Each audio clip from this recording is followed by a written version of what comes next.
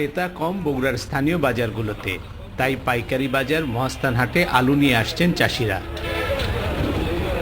তবে এখানেও আলু বিক্রি করতে হচ্ছে লোকসান দিয়ে, কারণ মিলছে না ক্রেতা। প্রতি বিঘায় 3,000 টাকা লস হচ্ছে। আলুর দাম পাচ্ছি না আমরা, আলুর মাত্র পাচ্ছি 200 টাকা, 220 টাকা। গাড়ি ভাড়া দেওয়া না পাতা যাচ্ছে না। গ্যাসে এবার ভাড়া ছিল 15,000, এবার ভাড়া 32,000। তারপরে গ্যাসে ভাড়া ছিল 350 টাকা মন সাদা আলু, এবার হলো 210, 200, 180 এরকম দাম। অবরোধে পরিবহন সংকট ও ভাড়া বাড়ার কারণে আলু কম কিনছেন পাইকাররা। গত বছর ট্রাক ভাড়া ছিল 20,000, এবার ট্রাক ভাড়া হচ্ছে 40,000। এই দিনই আলু আমরা কিনে বাইরে পাঠাইতো, এই দিন গাড়ি ট্রাক ভাড়ার দিনই আমাদের আলু দাম কম। কৃষি সম্প্রসারণ অধিদপ্তর বলছে, আলুর উৎপাদন ভালো হলেও বিক্রি কম হওয়াতে বিপাকে পড়েছেন চাষিরা।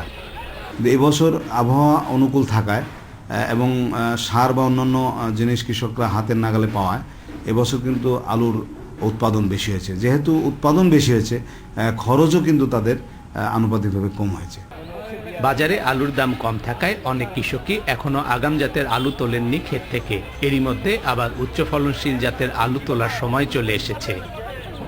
গত বছর সরকার বিরোধী আন্দোলনের কারণে বড় অঙ্কের লোকসান গুনতে হয়েছে আলু চাষিদের। এবার বাজার বিশ্লেষণ করে দেখা গেছে অবস্থা প্রায় একই রকম। যদি আলুর দর আর না বাড়ে তাহলে আলু চাষিদের এবার লোকসান গুনতে হবে 2,500 কোটি টাকা। হাসিবুর রহমান বিলু, ইন্ডিপেন্ডেন্ট নিউজ, মহাস্থান হাট, বগুড়া।